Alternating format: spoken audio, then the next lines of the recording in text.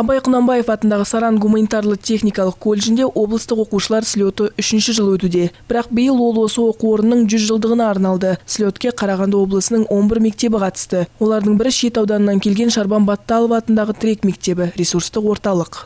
Шарбан Батталов атындағы мектеп, ол Қарағанды облысындағы бетке ұстар мектептердің бірі деп айтсақ болады. Себебі бұл мектептен көптеген атақты түлектер шыққан. Және сол атақты түлектердің барлығы қазір көптеген сфераларда жұмыс істеп жүр. Моральды түрде дайындалдық ең алдымен.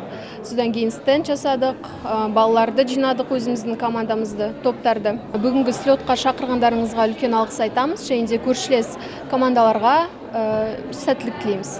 Good morning, students.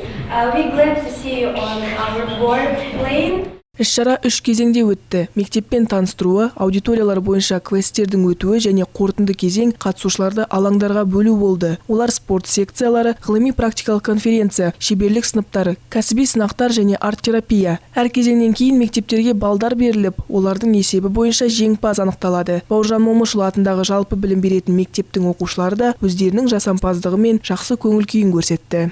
Что находишь? Объясняй.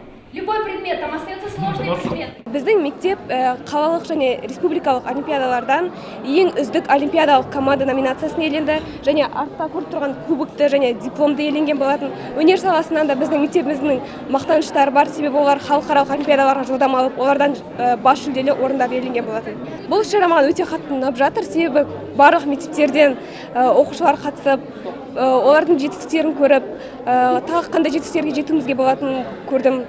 Іс-шара барысында мектеп оқушылары мамандықтармен, колледж жұмысының құрылымымен, оқу орнының бай тарихымен танысып, концерттік бағдарламаны тамашалады. Осы слеттің мақсаты талантты жастарды қолдау, біздің колледжбен таныстыру, біздің мамандықтармен таныстыру. Болашақта осы қатысып атқан оқушылар біздің колледжге келеді деп ойдамыз. Форумды қорытындылай келе Қазылар алқасы жеңімпаздарды анықтады. Жыл мектебі 2022 номинациясын және жүлде кубокты Шәкәрім атындағы гимназия алды. Бірінші орынға Абай атындағы нөмірі 104-ші мектеп гимназиясы иеленді. Екінші орынға Бауыржан Момышұлы атындағы жалпы білім беретін мектебі және үшінші орынға Шет ауданынан Шарбан Батталов атындағы Тірек мектебі, ресурстық орталығы иеленді.